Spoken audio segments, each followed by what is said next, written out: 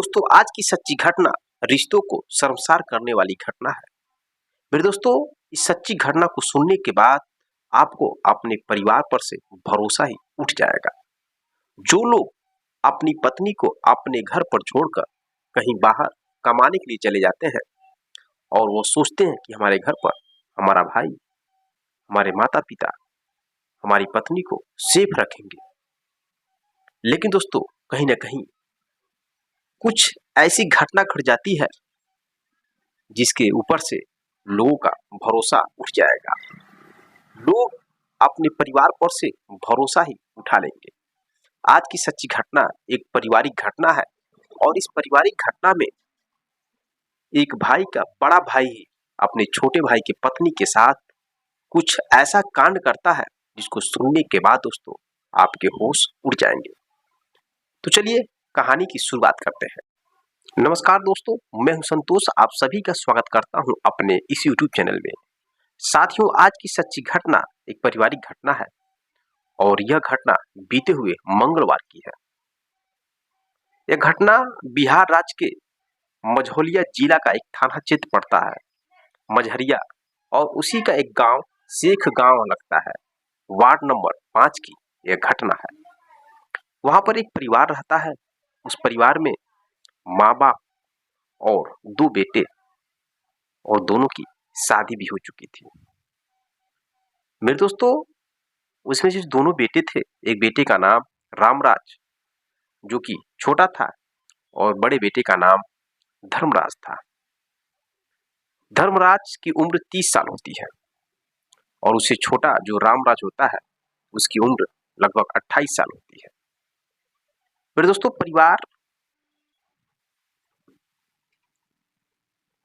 परिवार बहुत हंसी खुशी, मेरे दोस्तों परिवार बहुत ही अच्छे से चल रहा था, कोई दिक्कत परेशानी नहीं था।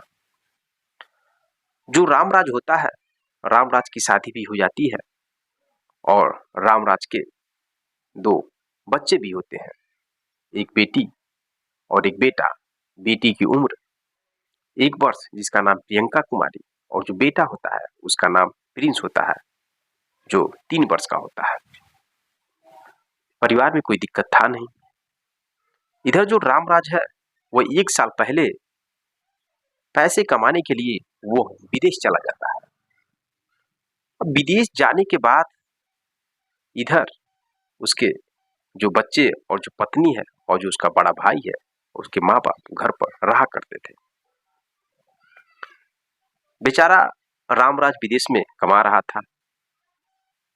इधर जो उसका बड़ा भाई धर्मराज है, उसकी गंदी नजर अपने छोटे भाई की पत्नी जिसका नाम आशा देवी है, जिसकी उम्र 26 साल है, उस पर पड़ती है। अब जब भी उसको मौका मिलता है तो आशा देवी के साथ छेड़खानी करता है, लेकिन आशा देवी बार बार उसको मना करती है, लेकिन धर्मराज नहीं मानता है। अब आशा देवी यह बात अपनी बहन को भी बताती है और फिर अपने सासू माँ को भी बताती है। सासू माँ मना करती है अपने बेटे धर्मराज को, लेकिन धर्मराज नहीं मानता है और अंदर ही अंदर बार बार उसके साथ छेड़खानी करता है।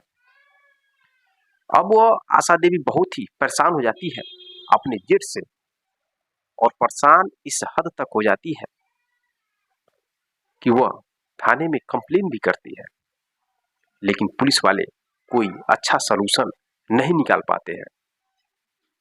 अब ऐसे ही बीत रहा था, चल रहा था, एक एक दिन कट रहा था।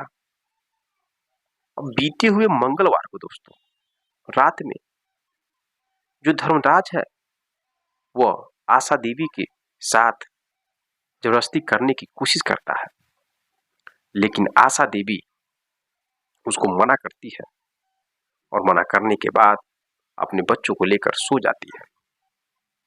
अब दोस्तों जो धर्मराज है वह इतना अधिक हवस का शिकार हो गया था।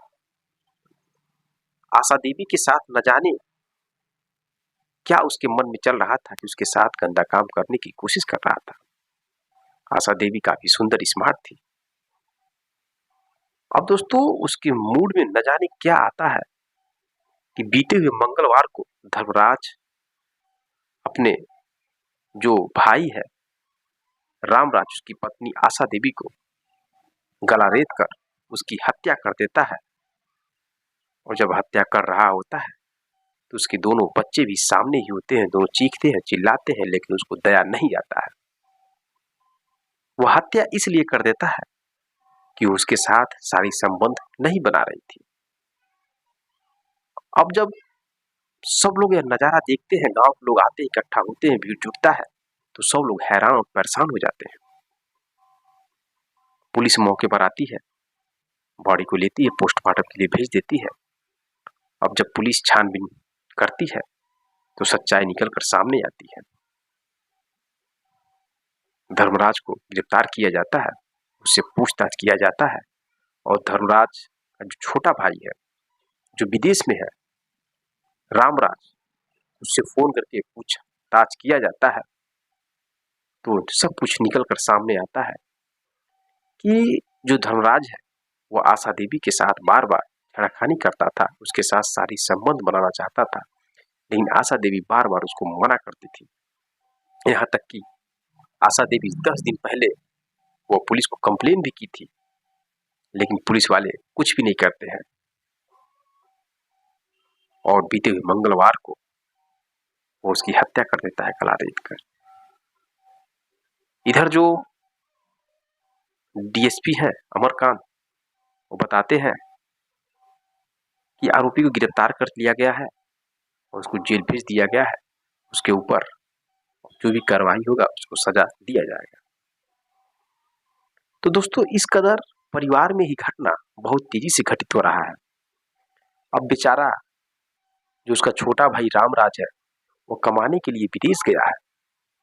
उसको बहुत उम्मीद रहा होगा कि मेरे माँ बाप घर पर रहेंगे, मेरा बड़ा भाई है रहेगा और हमारे परिवार को सेफ रखेगा, लेकिन उसी का बड़ा भाई उसकी पत्नी के साथ गंदा काम करने की कोशिश करता है और जब वो मना करती है तो गला रेत कर उसकी हत्या कर देता है।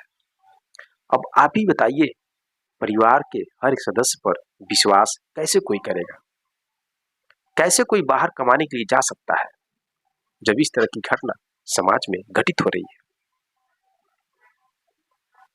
मेरे दोस्तों, यहाँ पर कानून वालों का भी बहुत बड़ी गलती निकलकर सामने आती है, क्योंकि जो औरत पुलिस को तहरीर दे रही है, बार बार शिकायत पत्र दे रही है कि हमारा जो जेठ है वो हमारे साथ गंदा काम करने की कोशिश करता है, हमारे साथ छेड़खानी करता है, हमने परिवार वालों को भी बताया लेकिन कोई कुछ नहीं कर पा रहा है, तो फिर पुलिस वाले ने क्यों नहीं उसको गिरफ्तार किया? क्यों ना उसको कड़ी से कड़ी सजा दिया? अगर कानून सही रहा होता तो बीते हुए मंगलवार को जो धर्मराज है वह अपने छोटी भाई की पत्नी आशा देवी की मौत के घाट नहीं उतारता। दोस्तों, यह रही सच्ची घटना। ये सच्ची घटना पारिवारिक की घटना है और इस घटना को इसलिए आपके सामने लेकर आया हूं ताकि आप सतर्क और जागरूक हो सके।